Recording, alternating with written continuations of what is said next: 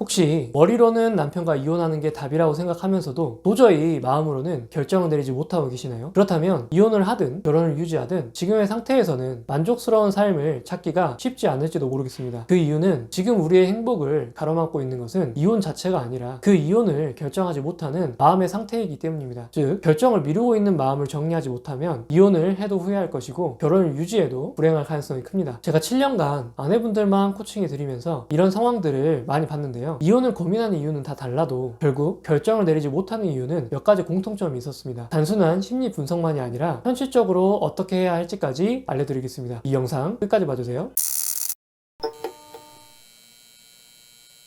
먼저 가장 많이 말씀해 주시는 고민이 바로 자녀들의 문제입니다. 이혼을 하게 된다고 하면 자녀들이 지금과 같은 생활 수준에서 지내기도 어려워질 수 있고 아이들이 부모가 이혼했다는 사실을 부끄러워한다거나 버림받았다고 느낄까봐 걱정하시는 경우가 많습니다. 특히 어린 시절에 친정 부모님 사이가 좋지 않았거나 이혼 과정에서 자란 경험을 가지고 있으시다면 이런 아픔을 내 아이에게는 절대로 경험시키지 않고 싶다, 이런 마음이 더더욱 강하시게 될 겁니다. 하지만 잘 생각해 봐야 합니다. 아이들이 부모의 일로 스트레스를 받는 건 사실 현재 상태에서는 우리가 통제할 수 없는 영역으로 이미 들어와 있어요. 우리가 이혼까지 고민하고 있다면 자신의 엄마와 아빠 사이가 매우 안 좋고 이혼할지도 모른다는 것쯤은 피부로 느끼고 있는 상황일 겁니다. 아무리 우리가 연기를 해도 아이들은 눈치가 빨라서 이미 다 알고 있죠. 즉, 이 문제를 이혼을 하느냐 하지 않느냐 이걸로 해결하려고 하는 건 도움이 되지 않습니다. 그보다는 어떻게 하면 아이에게 덜 상처를 주면서 더 건강한 환경을 만들어줄 것인가의 문제로 바라볼 필요가 있습니다. 여기서 더 깊이 들여다봐야 할 것들이 있습니다. 우리가 아이의 미래를 진정으로 걱정하는 것이 아니라 내 과거의 상처가 아이에게 투영되고 있는 문제일 수도 있는 거죠. 예를 들어 우리가 부모님의 불화를 겪으면서 자랐다면 나는 어렸을 적에 너무 힘들었으니까 만약 이혼을 한다면 내 아이도 내 어렸을 적에 느꼈던 그 고통을 똑같이 느낄 거야, 이렇게 생각하게 되는 거죠. 하지만 그렇지 않습니다. 아이가 이혼을 경험할 때 받는 심리적인 영향은 부모의 이혼 여부 자체가 아닙니다. 그것보다 부모가 보이는 감정적인 불안이 더 큰 영향을 준다고 알려져 있죠. 우리가 정서적으로 안정되어 있고 아이와 건강한 소통을 잘 유지할 수 있기만 한다면 이혼을 한 상태든 아니든 자녀분은 건강한 과정에서 잘 자랄 수 있는 거죠. 그래서 이런 지금 우리의 내면의 문제를 겪고 있다면 중요한 것은 이혼을 할지 말지 이게 아니라 내 감정과 상처를 먼저 정리하고 어루만지는 것을 하셔야 합니다. 부모가 감정적으로 건강할 때 아이도 더 건강한 환경에서 자랄 수 있을 겁니다. 두 번째로는 이혼이라고 하는 실패를 받아들이기 어려워하는 경우가 있습니다. 하지만 빨리 인정해야 합니다. 이미 이혼을 해야 되는 게 맞다고 이성적으로 생각하고 있다면 남편과의 관계는 일단 현재 한 번 이상은 실패를 하신 거죠. 남들에게 명확하게 알려지지 않았을 뿐입니다. 이 실패를 감춘다고 해서 우리 스스로의 기분이 나아지지도 않고 평생 감추고 살기도 어려울 거예요. 그렇다면 이 실패를 빨리 우리 스스로 인정하고 이 실패에 대한 우리의 마음가짐을 먼저 바꾸는 게 중요합니다. 결혼 생활에서의 실패가 우리 인생 전체의 실패는 아닙니다. 결혼 생활은 우리 인생의 일부분일 뿐이죠. 이 실패 하나만으로 내 삶의 의미가 없어졌다거나 내 인생이 실패했다고 생각하면 안 됩니다. 그런데 이 실패가 왜 우리에게 이혼을 피해야 할 정도로 고통스럽게 느껴지는 걸까요? 그 이유는 우리가 결혼 이후에 지금까지의 삶의 모든 의미를 결혼 생활 하나에만 두고 계셨기 때문일 겁니다. 이런 상황을 주식에 비유하자면 우리의 전 재산을 결혼 생활이라고 쓰여진 주식 하나에만 거의 100% 투자하고 있었던 상황인 거죠. 하지만 그 주식이 잘못되었다고 생각한다면 빨리 팔아야 합니다. 그리고 지금부터는 분산 투자를 해야 하는 거죠. 결혼 생활 말고도 우리 인생을 구성하는 건 여러 가지 요소들이 있습니다. 남편과의 관계는 끝났을 수 있지만 아이와의 관계가 있고요. 친구와 직장 동료들과의 관계, 나의 직업, 건강, 취미, 이런 것들이 우리의 인생을 구성하는 또 다른 중요한 요소들입니다. 이제는 이 요소들에 우리의 에너지를 잘 분산해야 되고 하나씩 성공적인 경험을 해 나가시는데 집중해야 하는 시기인 거죠. 그렇게 하면 우리에게 이혼 여부는 더 이상 중요한 요소가 아니게 될 겁니다. 세 번째로는 혼자 삶을 꾸려나가는 것에 대한 두려움과 걱정이 큰 경우입니다. 이 두려움은 경제적인 측면과 정서적인 측면 두 가지로 나눌 수 있습니다. 하지만 이건 실질적으로 돈이나 외로움에 대한 문제가 아니라 새로운 변화를 받아들이는 것에 대한 두려움과 깊이 연결되어 있습니다. 사실 잘 생각해보면 결혼 전에 우리는 혼자서도 나름대로 잘 살아왔을 겁니다. 그런데 이 시점에서 혼자 사는 것이 두렵게 느껴지는 이유는 뭘까요? 그건 결혼 이후에 우리도 모르게 남편에게 경제적으로 정서적으로 의존하고 있었고 그 상태에 너무 익숙해져 버린 상황이기 때문입니다. 이제 그 익숙함에서 벗어나서 혼자서 모든 것을 책임져야 한다는 변화가 막막하고 두려운 감정이 드는 거죠. 인간은 대부분 삶에서의 안정을 추구하지 항상 새롭고 변화해야 되는 것을 달가워하지는 않습니다. 그런데 만약 준비가 안 되어 있는데 이혼을 진행하게 된다면 남편에 대한 경제적, 정서적 의존에서 강제적으로 그리고 한순간에 벗어나야만 합니다. 하지만 현재 남편과 이렇게 지내는 것만으로도 버거운 상황에서 여기서 더 힘을 내야 된다고 생각하면 더 지치고 더 피곤하게 느껴지는 것도 당연합니다. 그래서 많은 분들이 내가 이혼 이후에도 잘 살 수 있을까? 라고 고민하면서 자신감과 자존감이 바닥으로 떨어져 버린 상태에 빠지기도 합니다. 그래서 이혼을 마냥 보류하고 계신다면 지금부터 변화를 준비해야 합니다. 지금부터 내가 혼자서도 충분히 잘 살아갈 수 있는 힘을 다시 키우는 것이 이혼을 고민하는 것보다 중요한 일인 거죠. 경제적인 독립을 위해서는 전업주부였다면 직장을 다시 다니는 것부터 시작해서 재정적인 계획을 철저하게 세워야 될 거고, 정서적인 독립을 위해서는 혼자 있는 시간에 익숙해지고 감정적으로 안정된 상태를 유지하는 연습이 필요합니다. 남편에게 의존했던 감정적인 부분을 채울 수 있도록 자기 자신을 돌보는 습관을 만들고 새로운 관계도 형성해보고, 때로는 잘 안 된다면 스스로를 지지하는 힘을 기를 수 있어야 하는 거죠. 제가 코칭해드린 많은 아내분들이 이 세 가지 고민 때문에 힘든 시간을 보내셨습니다. 여러분은 어떠신가요? 이혼이 맞다고 생각하면서도 결정을 내리지 못했던 이 마음이 이 영상을 통해서 조금이나마 정리가 되셨으면 좋겠습니다. 지금 이렇게 자신의 감정을 이해하고 미래를 준비하는 과정 자체가 이미 더 주체적인 삶을 살아가는 첫걸음이 되실 거예요. 그리고 이것 하나는 꼭 기억하셨으면 좋겠습니다. 우리가 이혼을 선택하든 그렇지 않든 우리는 지금보다 충분히 더 가볍고 행복한 삶을 살아갈 수 있을 겁니다. 충분히 그럴 만한 능력을 이미 갖추고 계실 거니까요. 스스로를 믿으셔도 됩니다.